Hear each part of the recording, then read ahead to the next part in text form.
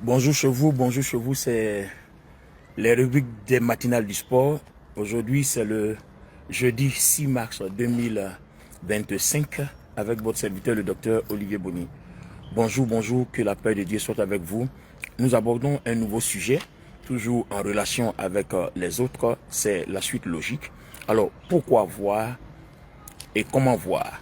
Et quand on parle de voir ici, c'est pas voir avec les yeux physiques, mais c'est voir avec les yeux spirituels et voir dans le surnaturel. Alors, il y a un pourquoi, il y a un comment.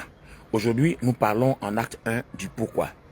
Vous savez, quand nous demandons à Dieu de nous apporter, de nous accorder une faveur, cette faveur est d'abord décidée et décrétée dans le surnaturel. Donc, le surnaturel devient pour nous l'endroit de la source de tout ce que nous gagnons et de tout ce qui nous arrive. C'est de là-bas que tout se décide. Alors, on va prendre un test et puis on va essayer d'expliquer le pourquoi et le comment voir. Alors, merci de me suivre jusqu'à la fin. On s'en va dans 2 Rois, le chapitre 6, le verset 17. Alors, à partir du verset 8, il est bien dit que le roi de Syrie était en guerre avec le roi d'Israël. Cependant, il se passait quelque chose que le roi de Syrie ne comprenait pas. Toutes les fois qu'il décide d'une stratégie pour surprendre Israël et le battre, lui qui est en position de force, il se rend compte que ses positions sont déjà occupées. Et toutes les fois, c'est la défaite. Alors le roi réunit son conseil militaire et puis il dit, qui de nous trahit? Qui de nous est la taupe? Parce que je ne comprends pas pourquoi chaque fois que nous prenons une décision, le roi de Syrie est déjà au courant et nos positions stratégiques sont occupées et on n'arrive pas à les battre. Alors, son conseil lui a dit que mon roi sache qu'en Israël, il y a un prophète. Tout ce que tu décides, même dans ta chambre, il informe le roi d'Israël. Alors le roi de Syrie dit, allez-y me chercher ce prophète-là. Et son conseil lui a dit, il est à Dothan, on s'en va le chercher. Alors suivez la suite les amis, vous allez comprendre notre titre. Pourquoi voir et comment voir dans le surnaturel. Donc on est dans le pourquoi. Suivez-moi s'il vous plaît jusqu'au bout. Alors, l'armée de Syrie s'en va entourer la maison d'Élysée parce que s'ils arrivent à enlever Élysée, s'ils enlèvent Élysée qui le torture, qui n'a pas le temps de se concentrer pour que Dieu lui montre les positions de l'armée de Syrie, alors Syrie pourra battre Israël. Donc, ils s'en vont, ils entourent la maison d'Élysée. Alors, Élysée a un serviteur qui sort le matin et qui regarde que la maison est entourée d'une armée de militaires tout en armes. Donc, il a peur, il rentre dans la maison. Il dit, mon Seigneur, ne vois-tu pas que notre maison est entourée? Alors, Élysée, lui, au lieu de voir de ses yeux physiques l'armée qui entoure sa maison, qui est venue pour l'enlever, il voit plutôt avec ses yeux spirituels l'armée de Dieu, l'armée céleste qui a entouré l'armée d'Israël. Donc il dit à son serviteur, n'aie pas peur mon fils, que ceux qui sont avec nous, l'armée de Dieu, ils sont plus nombreux que ceux qui sont venus de la Syrie. Alors le serviteur qui lui ne voit pas ce que Élysée voit, il dit mais comment? Et Élysée pria et dit Seigneur, ouvre ses yeux pour qu'il voie. Et Dieu ouvrit les yeux spirituels du serviteur d'Élysée et il vit l'armée et il a été en paix, il a été consolé et il a compris que cette armée-là ne peut pas les battre compte tenu de la puissance de l'armée qui a encerclé l'armée qui est venue les attaquer. Alors, première analyse, chers amis, première analyse. Vous voyez que Élysée avait la paix tout simplement parce qu'il voyait que au lieu d'être dans la peur, dans la défaite, il était en position de force parce que la gloire de Dieu, l'armée de Dieu, va massacrer toute l'armée de Syrie.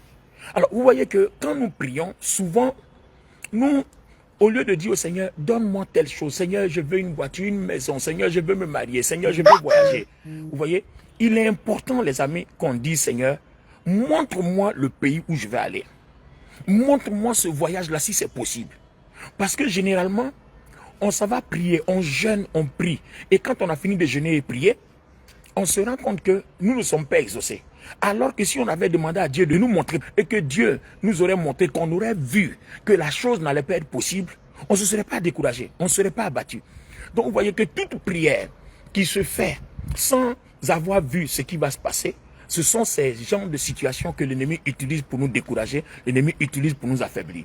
Donc notre foi sera toujours au beau fixe, sera toujours en force. Nous aurons une confiance beaucoup plus forte dans le Seigneur, beaucoup plus hardie dans le Seigneur, que si nous voyons. Regardez, revenons sur le test. Élisée a vu que son serviteur était en panique. Mais dès l'instant que son serviteur a vu l'armée de Dieu qui a entouré l'armée de Syrie, il a été en paix, il a été consolé. Il n'a plus eu peur. Ta peur et ma peur disparaîtront si nous voyons dans le surnaturel ce que Dieu a prévu et comment il a prévu nous bénir. Il y a souvent des situations qui font peur. Je prends le cas par exemple de Genèse le chapitre 12, quand Dieu a dit à Abraham, lève-toi, va-t'en de ton pays, dans un lieu que je te montrerai. Je ferai de toi une grande nation. Vous voyez? Mais comprenez bien, Dieu a déjà dit à Abraham, je ferai de toi une grande nation. Donc Abraham connaît la fin du film. Ça veut dire que, quelles que soient les épreuves, quelles que soient les difficultés, Abraham ne sera jamais découragé. Il va toujours persévérer parce qu'il sait qu'à la fin, il gagne. Une des forces du chrétien, une des forces dans la vie chrétienne, ou bien même dans nos ministères, c'est de connaître la fin d'une chose. Le Seigneur Jésus-Christ connaissait la fin. Donc même si on le crucifiait, il avait quand même le courage. Lui qui à un moment dit, Seigneur, si tu pouvais éloigner de moi cette coupe, mais toutefois que ta volonté soit faite. D'où lui vient cette force? Parce qu'il connaît la fin du film. Il sait qu'à la fin, son nom sera plus grand. Il sera établi au-dessus de tous les noms. Il aura le nom le plus élevé. Il aura la force et la puissance, l'autorité la plus élevée. Supposez c'est un instant que toi qui me suis actuellement, Dieu te dise, dans 3 jours, je t'enverrai au Canada rencontrer un milliardaire. Je parle comme ça. Si tu veux, tu prends la prophétie, ça t'arrivera. Qui sait? C'est la foi. D'accord? Dans 3 jours, je t'enverrai aux États-Unis rencontrer un milliardaire. Et puis, pendant que tu espères que dans 3 jours, tu rencontres un milliardaire, au lieu d'avoir la paix, c'est les difficultés. Depuis que tu as eu la prophétie, tu es attaqué de partout. Tes soutiens te lâchent, tout le monde te quitte, tout le monde t'abandonne. Le peu d'argent que tu as, il y a eu tellement de problèmes, tu les as dépensés. Au point même que tu n'as même pas d'argent pour faire un passeport ou bien pour renouveler ton passeport. Et le billet d'avion, comment tu vas faire pour aller au Canada? Comment tu vas faire pour avoir le visa? Tout est mélangé. Alors imaginez-vous que la parole que vous avez reçue est vraie et que c'est Dieu qui vous l'a dit. Dieu ne ment pas. Dans 3 jours, vous serez réellement au Canada ou bien aux États-Unis pour rencontrer le fameux milliardaire. Donc, si vous avez confiance que la parole que vous avez entendue ou bien ce que vous avez vu est de Dieu, à ce moment-là, votre confiance ne faillira pas. Vous allez parler à l'événement, vous allez dire, à partir d'aujourd'hui, oui, à partir d'aujourd'hui, je commande que tes œuvres n'ont pas de pouvoir sur moi parce que Dieu a dit, et Dieu est dans sa parole, et Dieu ne ment pas. Et comme Dieu a dit, ma force et ma confiance sont encore beaucoup plus fortes et beaucoup plus puissantes. Alors je commande, problème, éloigne-toi de moi. Mais nous, ce que nous faisons, nous nous levons, nous taillons sans avoir vu. Oui, difficulté, sors de ma vie, difficulté, sors de ma vie. Alors que peut-être qu'au moment où on est en train de parler, la difficulté est déjà sortie. Mais comme on ne voit pas, on continue de chasser et de tailler des choses qui n'existent plus ou mais qui ne lient plus notre vie. Alors les amis, il est important pour nous de comprendre que voir est une des sources vitales de la vie chrétienne. Si nous voyons que de nos yeux naturels, qu'on ne voit pas de nos yeux spirituels, c'est compliqué. Aujourd'hui, je ne suis pas en train d'enseigner comment voir. Je suis en train de te donner l'envie de chercher à voir. C'est important. Après, on va parler, on parle du pourquoi il faut voir. Maintenant, le comment voir, ça va venir. Pourquoi il faut voir? Parce qu'il faut dévancer l'aurore. Il faut dévancer l'aurore, les amis. Vous avez un combat à mener et puis vous avez vu déjà la fin que vous avez gagné. Vous voyez? Et si vous avez vu la fin que vous avez gagné, même si on vous tape un coup mortel, vous allez avoir le courage, vous allez dire non, Seigneur, je ne mourrai pas parce que tu m'as montré que j'ai gagné. Vous voyez que la confiance, la force, se saisit de nous. Le courage, la détermination et la persévérance. Donc la persévérance, ce n'est pas le fait d'être courageux, les amis. Non, non, non, non, non, non, non, chers amis. La persévérance n'est pas le courage matériel, n'est pas le courage humain, n'est pas le courage charnel. La persévérance se fonde sur Dieu, sur ce qu'il m'a déjà montré et sur la détermination de savoir que à la fin, c'est moi qui gagne. J'ai déjà vu comment la chose va se réaliser. J'ai déjà vu le projet. J'ai déjà vu comment le projet va s'accomplir. Donc, pourquoi j'ai peur? Pourquoi je me décourage? Donc, vous voyez, il est important pour nous de voir, les amis. À partir d'aujourd'hui, quand vous commencez à prier, faites cette expérience.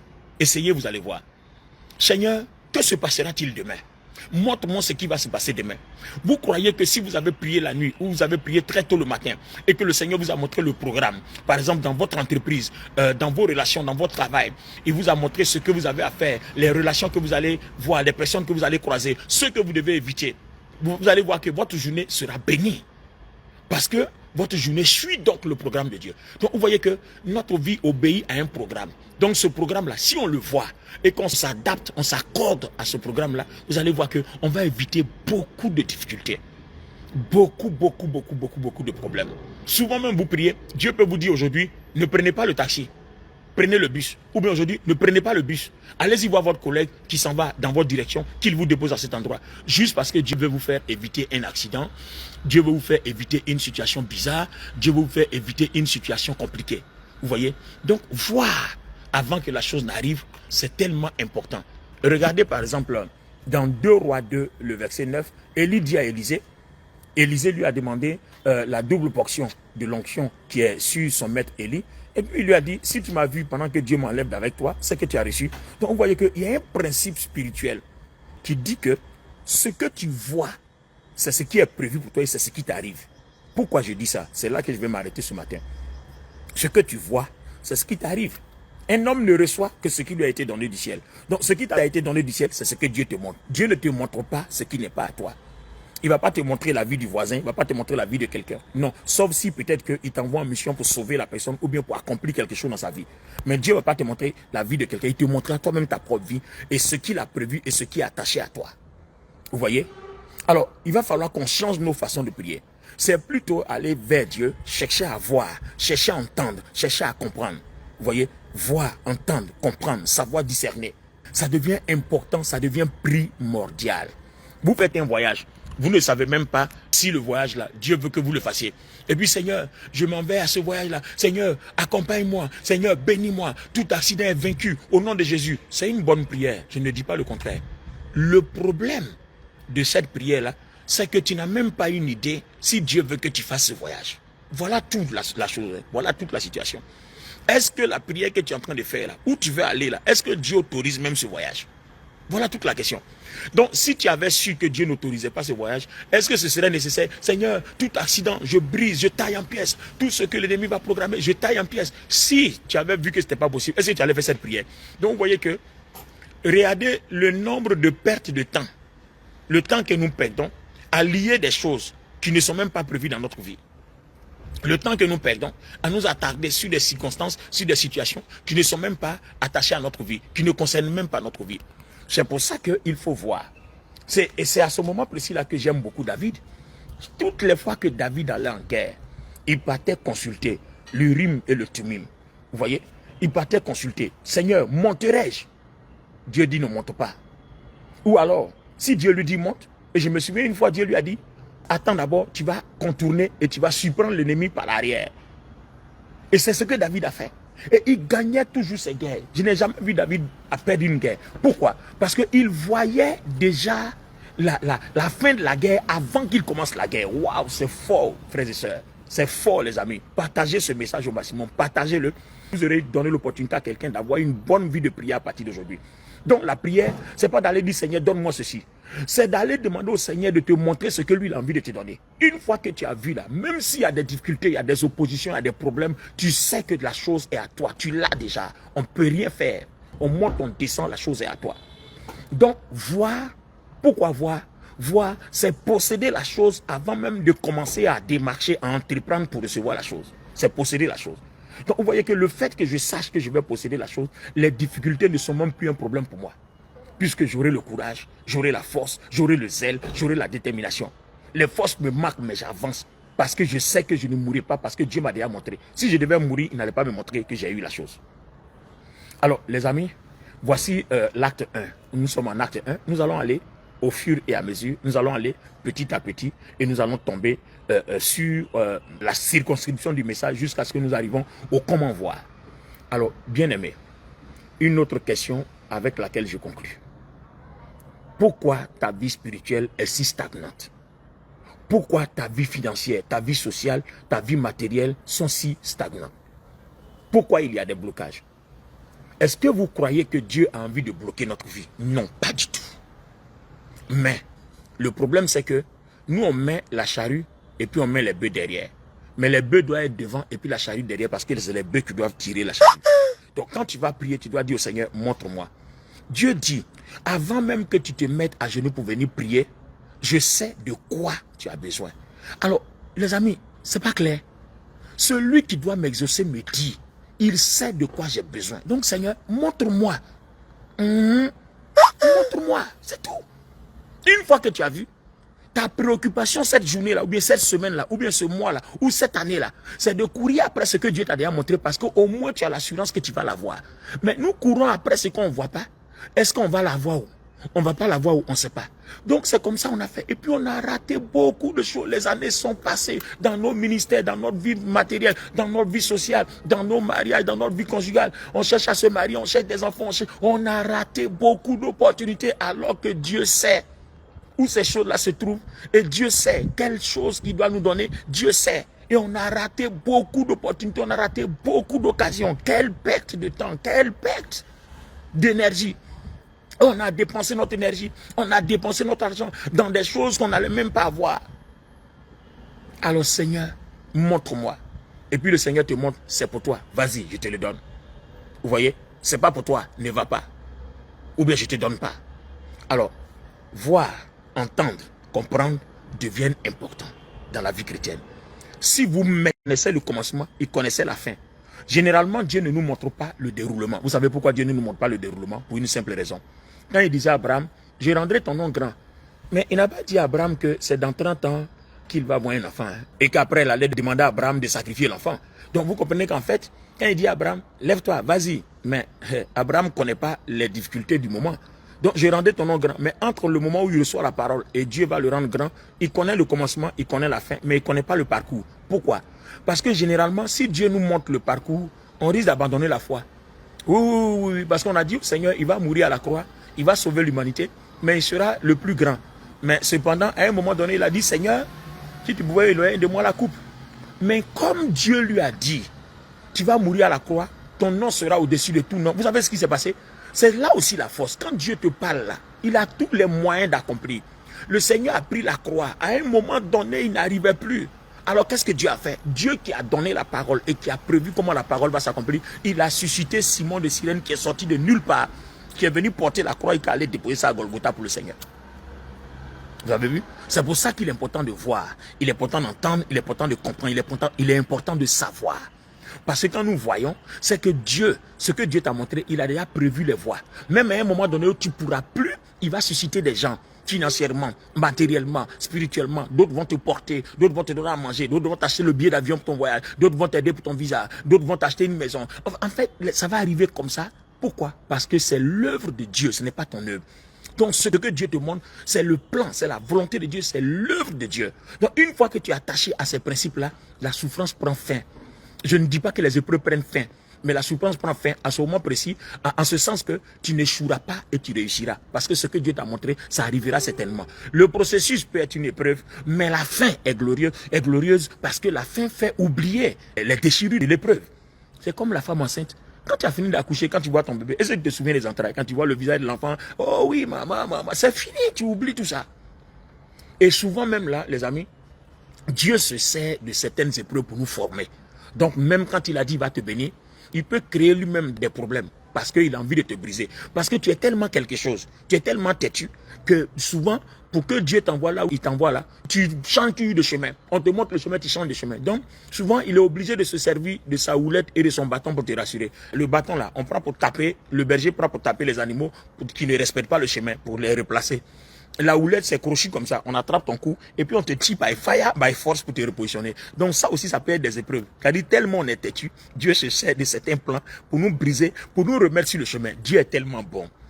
Donc souvent, ne regardons plus les épreuves, ne regardons plus ce qui nous arrive. Cherchons à être bons. Cherchons à nous attacher à Dieu et il n'aura pas besoin de se servir de son bâton et de sa houlette. Que Dieu nous bénisse. Alors, je crois que c'est la fin. Je marque une pause, c'est l'acte 1. Dieu voulant par sa grâce le samedi, nous serons en acte 2 de pourquoi et comment voir dans le surnaturel. Et c'est important. Et je crois que ce que je viens de dire, les amis, je ne peux pas tout dire ici, là, sur ce petit direct.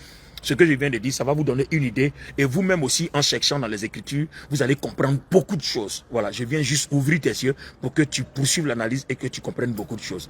Restons abondamment bénis. Au nom du Seigneur Jésus-Christ, c'est votre serviteur, le docteur Olivier Boni, pour les matinales du sport en ce jeudi 6 mars 2025. Notre WhatsApp de la communication, n'appelez pas, c'est un WhatsApp pour communiquer, pour donner des annonces. Donc laissez un message, on vous répondra. C'est un WhatsApp international, ne vous inquiétez pas, c'est le 225 05 04 10 69 65. Je reprends, 225 05 04 10 69 65. Voilà. Et je tiens tous les jours du lundi au samedi des réunions Zoom. Voilà. C'est à 21h heure de Paris. Jusqu'à 22h et en GMT c'est 20h. Donc quand Paris va passer à l'heure d'été, ça va être 19h, mais pour le moment c'est l'heure d'hiver, donc c'est 1 heure de décalage, donc c'est 20h GMT pendant qu'on est à Paris à 21h. Donc ce soir par exemple nous aurons Zoom et là on a commencé à traiter ce sujet là, on est vraiment très loin, on est dans les détails. Si vous voulez nous rejoindre, les identifiants du Zoom sont 640 956 3308. Je reprends, 640 956 3308. Le mot de passe, c'est ma date anniversaire, 1208. 1208. Voilà. Et une fois que vous rentrez le mot de passe, on vous demandera le Wi-Fi. Si vous vous connectez à l'ordinateur, vous cliquez sur au portable, vous cliquez sur Wi-Fi. À l'ordinateur, vous cliquez sur son de l'ordinateur. Et après, vous regardez en bas, il y a la caméra et il y a le son. Voilà, vous ouvrez votre caméra, vous participez et vous fermez votre son. S'il y a du bruit chez vous, s'il n'y a pas de bruit, vous le gardez ouvert pour la prière. Voilà.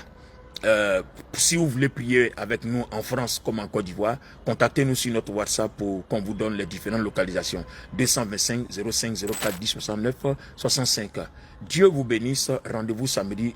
D'ici là, je vous souhaite une très bonne santé. Que Dieu ouvre vos yeux pour que vous voyez. Que Dieu ouvre vos oreilles pour que vous entendez. Que Dieu dispose votre entendement pour que vous compreniez, pour que vous discerniez. Voilà, je ne parle pas des yeux spirituels, mais des yeux naturels, pardon. Et tout ce que je dis là, c'est les yeux spirituels. Il aura le comment on fait. Mais pour le moment, commencez à prier Dieu. Seigneur, ouvre mes yeux pour que je vois. Ouvre mes oreilles pour que j'entende. Dispose mon entendement pour que je comprenne, que je discerne. Bye bye chez vous et vous êtes bénis. J'espère que ce message vous a aidé à comprendre beaucoup de choses. Partagez-le au maximum parce que quelqu'un en aura besoin pour édifier sa vie spirituelle, pour construire sa vie spirituelle et éviter certaines souffrances et certains échecs. Merci chez vous. Au nom de Jésus et nous disons Amen.